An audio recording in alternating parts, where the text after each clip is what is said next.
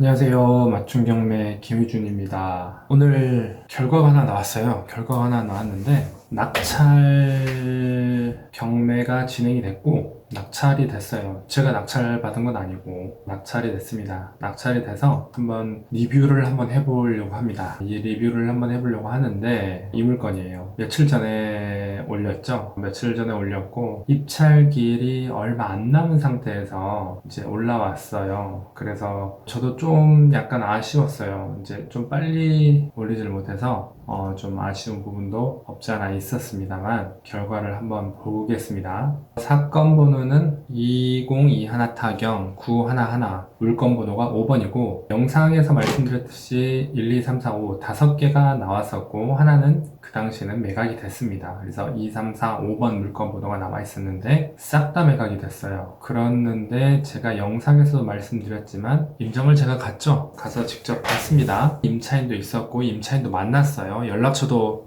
제가 심지어는 받았어요. 연락처도 받아서 임차인하고 이야기도 좀 많이 나눴고 실은 저도 이 물건에 관심이 있었고 입찰을 마지막까지도 저도 좀 고민을 했어요. 입찰을 할까 말까 고민을 하다가 최종적으로는 입찰을 안 했습니다. 그 이유에 대해서는 제가 마지막에 좀 말씀을 드릴게요. 그랬는데 결과를 보니까 4차 진행 중이었고 최저 입찰가가 1억 1200이었는데 1억 4539만 원. 이 금액이면 어디죠? 지금 전차수를 넘겼죠. 3차를 넘겼습니다. 최종 낙찰 금액이 입찰자가 10명 많이 들어왔어요. 많이 들어왔고 심지어 낙찰자가 경기도 화성에 있는 지금 블라인드 해놨는데 법인이에요. 법인 회사에서 낙찰을 받았어요. 차순위하고도 금액이 좀 차이는 나죠. 차순위도 이 사람이 내가 낙찰 받아야겠다라고 생각을 했던 것 같고 일단은 그렇습니다. 근데 저도 의아했던 거는 제가 임장을 갔을 당시에는 임차인이 그랬어요. 당신밖에 안 왔다. 저한테 그러더라고요. 당신만 왔다. 저는 집안에 내부까지 다 들어갔습니다. 내부까지 다 들어갔고 방도 다 봤어요. 그리고 누구누구 사는지도 저는 다 봤고 이분들이 임차인분들이 되게 착하세요. 착하고 어르신을 모시고 사시더라고요. 근데 저는 의아했던 게 임장을 저는 이제 방 안에까지 다 들어가서 봤는데 너밖에 없다라고 했는데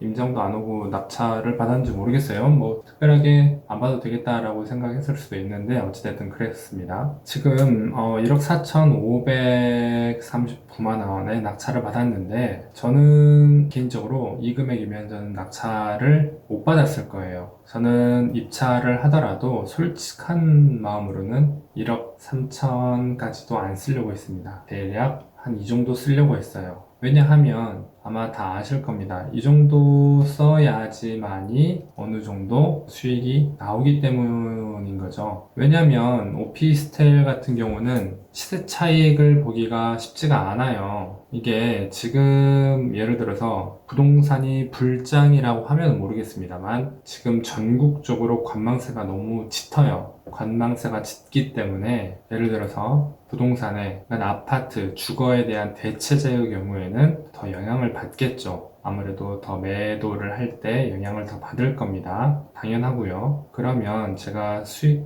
이걸로 한번 계산을 해볼게요. 제가 왜 이 정도의 금액을 쓰려고 했었냐라고 하면 대출 80% 잡고 대출 이자를 4.5로 잡고 보증금 1700에 55만원 잡겠습니다. 이렇게 하면 15% 나와요. 15% 나오는데 저는 15%는 입찰 안 해요. 너무 낮기 때문에 제 기준에서 투자금에 비해서 월 수익도 그렇고 저는 입찰 안 합니다. 그래서 최종적으로 입찰을 안 하기로 생각한 것도 없지 않아 있어요. 당연히 뭐 월세를 예를 들어서 60을 받겠다라고 하면 20% 나오겠죠. 근데 일단은 보수적으로 접근을 하는 게 맞고 하니까 저는 그렇게 생각을 한 겁니다. 그런데 지금 낙찰 금액이 얼마죠? 1억 4,539만 원. 9만 원이면 80% 대출 된다 하고 대출 이자 4.5, 보증금, 월세 그대로 할게요. 지금 현재 임차인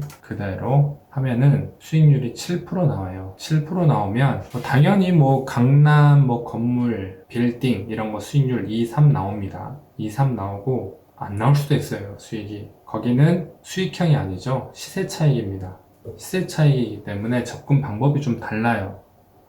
하지만 오피스텔이라고 하면은 일반적으로 당연히 뭐 삼성동, 서울의 삼성동 뭐 이런 곳 같은 경우는 오피스텔이라 하더라도 시세 차익 볼 수가 있어요. 근데 지금 부산의 기장이고 지금 임장을 가서 확인을 했지만 주변의 어떤 환경이라든지 이런 부분에 있어서 시세 차익을 보기가 크지는 않아요. 이렇게 완전히 뭐 드라마틱하게 보기는 어렵습니다. 보기는 어려운데 그러면 시세 차익이 아니라 수익형으로 봐야겠죠. 수익형으로 봐야 되는데 7%다라고 하면은 저는 별로라고 보는 거죠. 당연히 이 회사 입장에서는 아니면 내가 뭐 회사에서 직접 운영을 하겠다, 아니면 뭐 사택으로 쓰겠다, 아니면 직원 뭐 이런 활용도가 있다라고 하면 큰 의미는 없을 거예요. 하지만 저는 일단은 경매나 공매나 아니면 부동산 관련해서는 수익을 내기 위해서 접근을 하는 거기 때문에 저는 이 정도의 수익이라고 하면은 안 보는 거죠. 네, 그렇습니다. 그리고 월 수익이 이자 내고 남는 돈이 한 이 정도라고 하면은 별로다라고 저는 판단을 하는 거예요. 왜 제가 그리고 대출 금리나 한도나 이런 부분에 대해서 이렇게 좀 적었어요. 그 이유는 제가 인증을 해드릴게요. 제가 어제 받았어요.